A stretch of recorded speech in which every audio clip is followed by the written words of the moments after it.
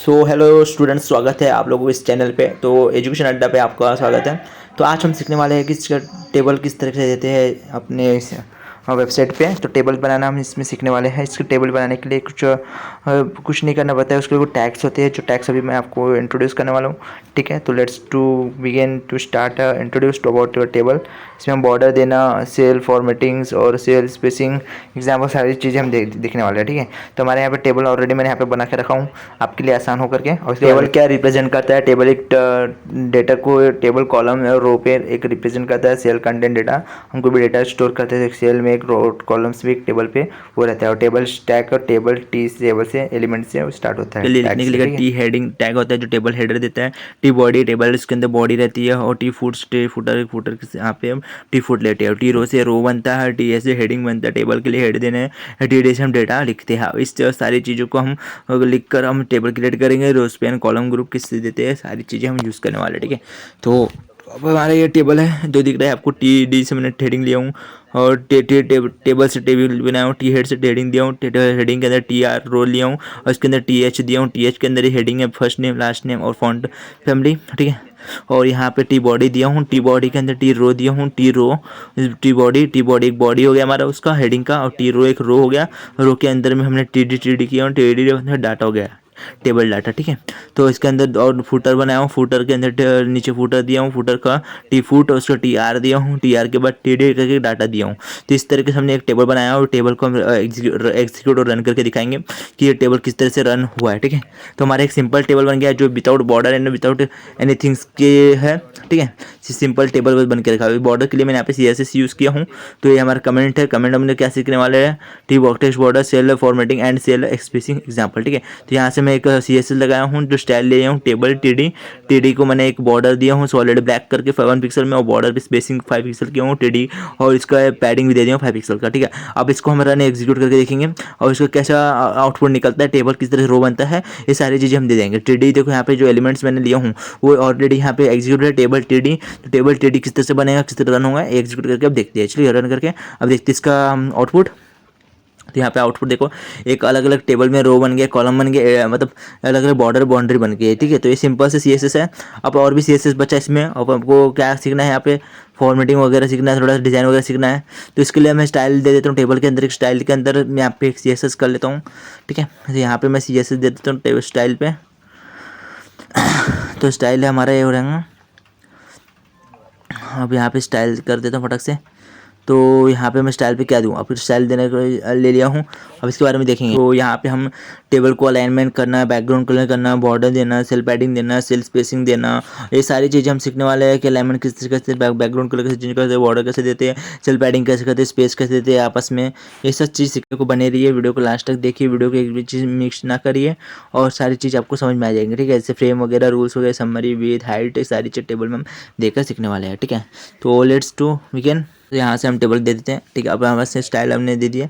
अब यहाँ स्टाइल को आप यहाँ से मैं फॉर्मेटिंग क्या सीखूँगा आपको। सबसे पहले मैं वो चीज़ सिखाने वाला है, कमेंट में बता देता हूँ, या फिर वही चीज़ को समझ आएंगे। ठीक है, तो कमेंट में देता हूँ मैं। यहाँ पे भी टेक्स्ट टेबल के अंदर अपन क्या दे, टेबल के अंदर अपन यहाँ पे कलर्स कैसे देते हैं, हम बैकग्राउंड कैसे चेंज करते हैं, ये सीखने वाले हैं। पहले कलर्स कैसे देते हैं सीखेंगे, उसके बाद बाकी सब बाद में सीखेंगे। ठीक है, तो कलर्स ग्रुप, कॉलम ग्रुप में अलाइनमेंट कैसे करना, कॉलम को अलाइनमेंट देना, अलाइनमेंट सीखेंगे अभी। उसके बाद में बैकग्राउंड कलर, उसके बाद में कलर्स ग्रुप, बैकग्राउंड कलर और कलर। ठीक है, ये सारी चीज़ें हम यहाँ पे सीखने वाले हैं।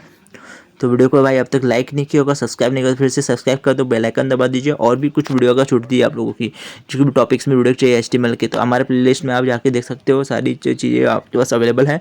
हमने स्टेप बाय स्टेप इस कोर्स को रखा है और सारे कोर्सेज को हमने एक लाइन बाय लाइन पे दिया है, एक सीक्वेंस वाइज पे, जिसमें आप आसानी से पढ़ सकते हो। बेसिक से लेकर एडवांस तक के HTML को आप कर सकते हो। ठीक है, और इसमें सारी डाउट्स भी क्लियर हो जाएंगी। कुछ इन डाउट्स होते हैं तो कमेंट बताइए, कमेंट आपको 24 घंटे के अंदर रिप्लाई मिल जाएंगी। ठीक है, डाउट्स के अकॉर्डिंग।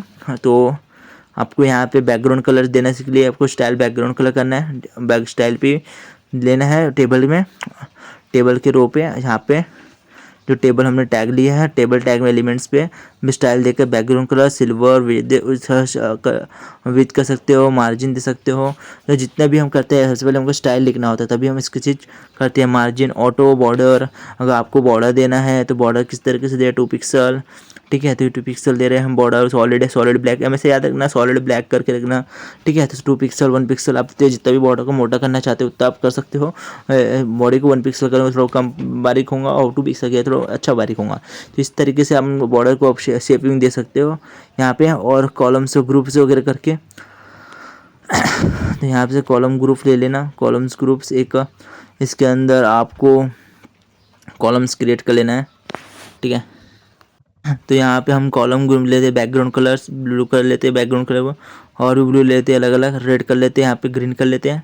तो यहाँ पे देखो हमारे कॉलम आ गया अलग अलग कलर्स पे, बैकग्राउंड कलर ब्लू कलर पे, ठीक है। अब यहाँ पे हम उसको थोड़ा सा यहाँ से आप कोलैप्सिंग करेंगे विद एचटीएमएल टेबल बॉर्डर को। यहाँ से हम टेबल हटा लेते हैं, अब टेबल के अंदर पे हम कोलैप्स करेंगे, स्टाइल ले लेते हैं। यहाँ पे स्टाइल लेने के बाद यहाँ पे टाइप करेंगे और टेक्स्ट CSS लिखेंगे, ठीक है। अब यहाँ पे हमको टेबल लेना है, टेबल का TH हेडिंग बॉर्डर रेडियस कितना रखेंगे कोलैप्स का, कोलैप्स, ठीक है। उसके बॉर्डर हम लेंगे यहाँ पे 1 पिक्सल सॉलिड ब्लैक।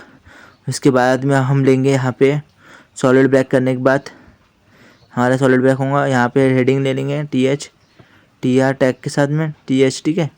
एम्प्लॉयज़ का यहाँ पे डेटा वेटा रखेंगे, उसका नाम वगैरह कॉलम कोलैप्स करके। देखो यहाँ पे हमारा एक डेटा आ गया, शो हो गया है। और यहाँ पे हमारा एम्प्लॉयज़ के बीच में हेडिंग है कोलैप्स वाला, वहाँ पे एग्जीक्यूट पुराना वाला दिखा है, रेडी अभी वाला है, ठीक है। तो यहाँ से अपने एक एम्प्लॉयज़ के बीच में हेडिंग लिए, अब इसको हटाने वाला है कोलैप्स करके। अब देखो बीच में आ चुका है, बीच में हेडिंग बाकी इसका डेटा इस तरीके से आप दे सकते हो टेबल पे। Table collapse border and the space, आप ये सीखने वाले हैं किस तरीके से बॉर्डर एंड स्पेस दिए हमने टेबल पर भी सीखे, ठीक है। और अब हम क्या सीखने वाले हैं, यहाँ से हमको रो स्पैन देना है। रो स्पैन देने से कैसा होता है, अब रो के अंदर भी स्पेस हो जाएगा, वो भी हम देखने वाले हैं रो स्पैन, ठीक है।